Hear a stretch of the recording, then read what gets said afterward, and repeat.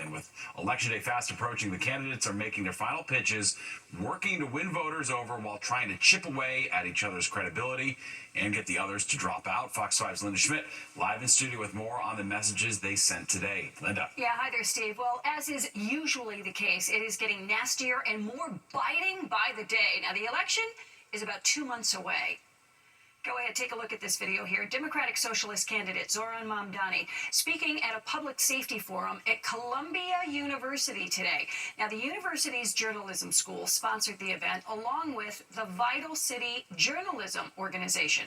Mamdani was asked if the city council's controversial legislation passes, which would ban the NYPD's gang database, would he support that? And he said yes. One I've supported because of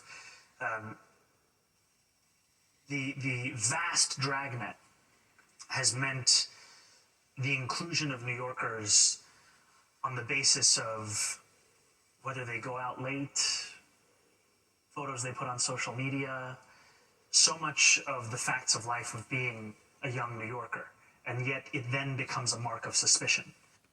Okay, now Andrew Cuomo, who is running as an independent, he remains in second place in most of the polls. He has been blasting Mamdani, saying he has no experience to run the city. The Republicans will use him against the Democrats all across this country. The Republicans will say, these are the Democrats. They have been taken over by socialists. They're anti-police. They're anti-public safety. They have Mamdani is 33 years old. He's never had a real job. His first job would be mayor of New York. Imagine that level of inexperience as mayor of New York. All right, now turning to Mayor Adams. He did not have any official campaign events today, but he did have official duties as mayor. He was at DeWitt Clinton High School in the Bronx to give out 350,000 internet-enabled Chromebooks. Now, the mayor was delivering on a promise to provide access to technology for city public school students. He says he first noticed a glaring disparity at city schools when he was running for mayor in 2021. It was clear to me we had a city where resources were plentiful and we had a city where resources were lacking, and it was ignored. And Republican candidate Curtis Sliwa, well, he did not have any official campaign events, but he has repeatedly vowed that he is not dropping out of the race. However, someone who has dropped out of the race, independent candidate Jim Walden, cannot get the city's Board of Elections to take his name off the ballot. He wants it off. The Board of Elections says he submitted his request too late, but Walden's representative, who I spoke with earlier tonight, says his request was actually submitted earlier than it needed to be. Well, tomorrow, Walden has a hearing before the Board of Elections, and he will be speaking to the media afterward. Steve, back over to you. Interesting. All right, thanks, Linda. For more on the mayor's race, keep it right here on Fox 5. And watch Battleground NYC, the fight for your vote, hosted by SE Cup. It premieres tonight, right after the 10 o'clock news. And developing at 10, a setback for Mayor Adams and President Trump. New York State's Supreme Court barring ICE from opening an office on Rikers Island earlier this year. The mayor had signed an order which would have allowed federal agents into the jail complex, but a judge ruled the order was illegal.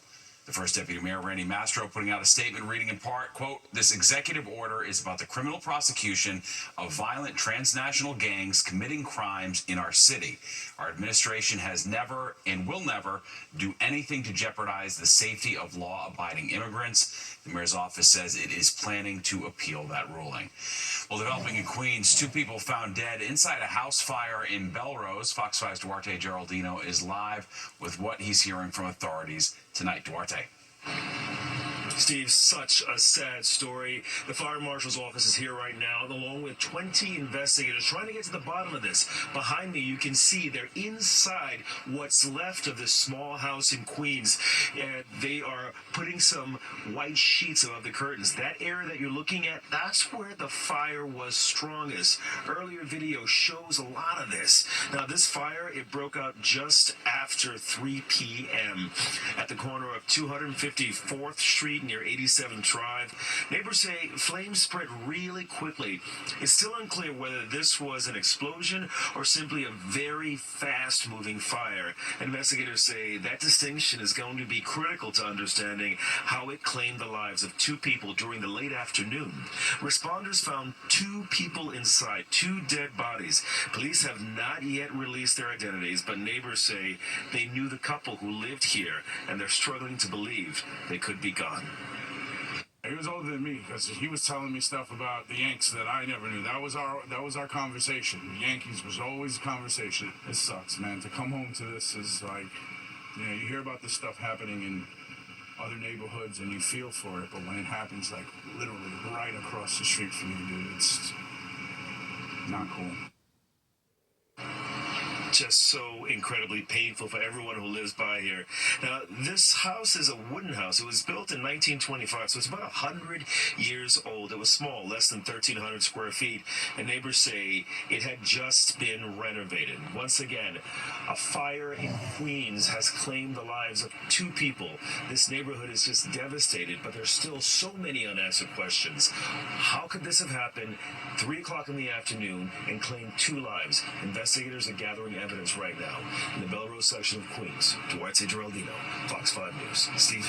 All right, thanks, Duarte. Crews in Westchester working tonight to repair and reopen part of the Sawmill River Parkway. It comes after a sinkhole opened up in the middle of the roadway in Hastings on Hudson yesterday. Northbound lanes have since reopened, but southbound lanes are still shut down. Drivers tell us they started noticing a problem as far back as a week and a half ago. I think there is a drainage issue back where they were doing construction, when they were doing the bridge over on Jackson.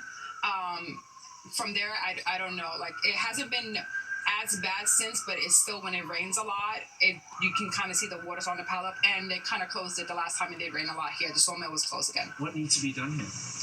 They need to resolve the flooding issue, and we're hoping that something good will come of this, and New York State will address the flooding problem. Officials say it appears the sinkhole was triggered by a broken 12-inch water pipe. They expect the southbound lanes to stay closed at least through tomorrow morning's rush hour. To the Mideast, where Israeli officials say Palestinian attackers opened fire at a bus stop during the morning rush hour in Jerusalem. 6 are dead with another 12 injured. Fox 5 Sharon Crowley live in the newsroom. And we're now learning the suspects lived in the West Bank. That's right, Steve. This terror attack in Jerusalem, the deadliest in the last year, it has sparked new fear not seen since the October 7th Hamas attack on Israel. Now, during the early morning rush hour, Jerusalem people, you can see there, people running for their lives as two Palestinian gunmen shoot into a crowded bus in the northern part of the city. 6 people were killed, 5 men and 1 woman, including 3 rabbis. Now, a dozen people were also injured. The 2 suspects were killed by 2 armed men, including an off-duty soldier.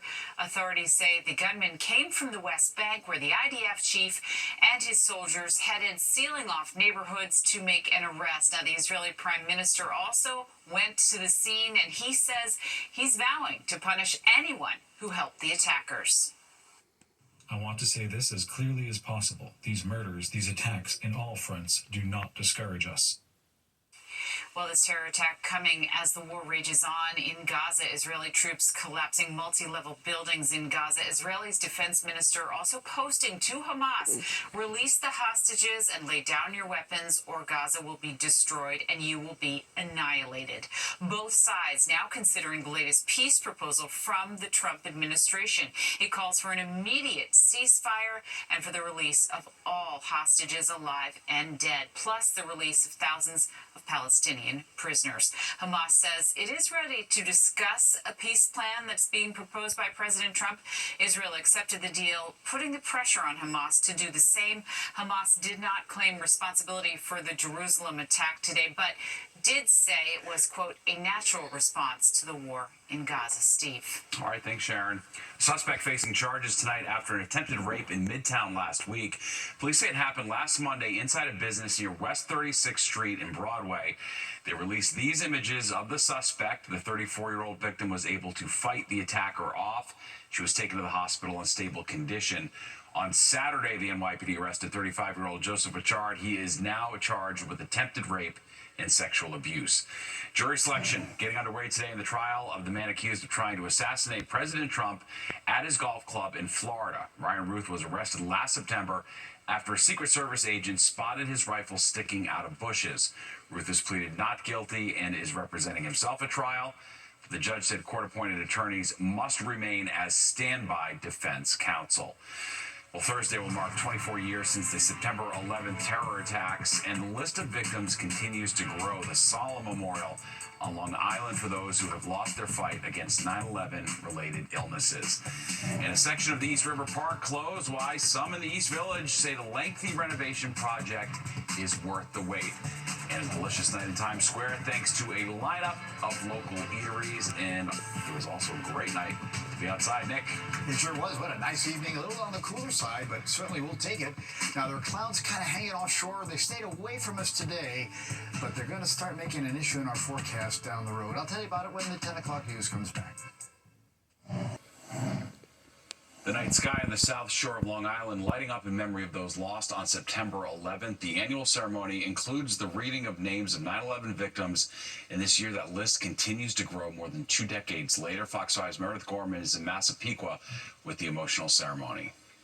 The town of Oyster Bay paused to remember the lives lost on September 11th at their annual memorial ceremony at Tobay Beach, marking 24 years since the attacks. We remember them at this ceremony, and then each year we add more names. Like tonight, we added the names of 7 heroes who passed due to 9/11 illnesses. Their names were added to the town's Walls of Honor, which grows each year. My husband, Court Cousins, was a first responder, and he responded to Ground Zero with the Syosset Fire Department on 9/11. And on his 39th birthday in 2010, he was diagnosed with cancer. And unbeknownst to me and Court, we were pregnant with Andrew. And Court fought the battle, a very brave battle. Family members of those who lost their lives attended the ceremony and candlelight vigil, alongside others who have experienced the same tragedy. It's very comforting, and you know you're not alone, because there are times when you think everybody forgot.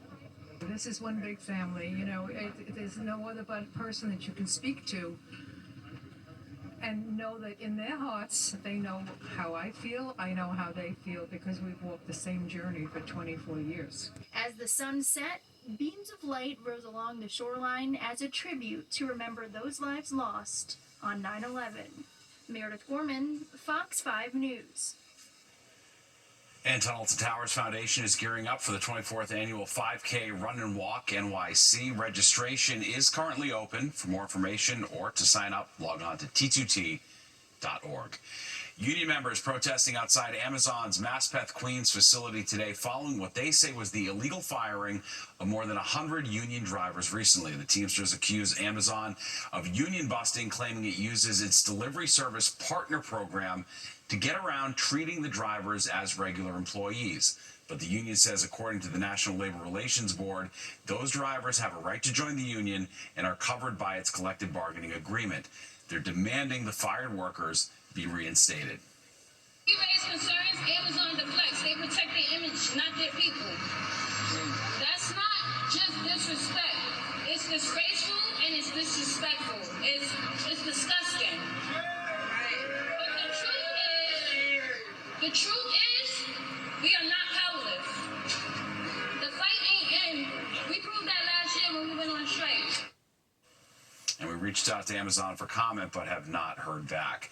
The Anne Frank exhibit at the Center for Jewish History near Union Square is being extended until February 1st of next year. The executive director of the Anne Frank House made that announcement on Good Day New York this morning. It is the second time it's been extended since opening in January. Anne Frank, the exhibition, is a full-scale recreation of the Frank family's secret annex in Amsterdam, furnished as it would have been when they hid from the Nazis. Hundreds of thousands have already visited the exhibit, and demand continues to be high.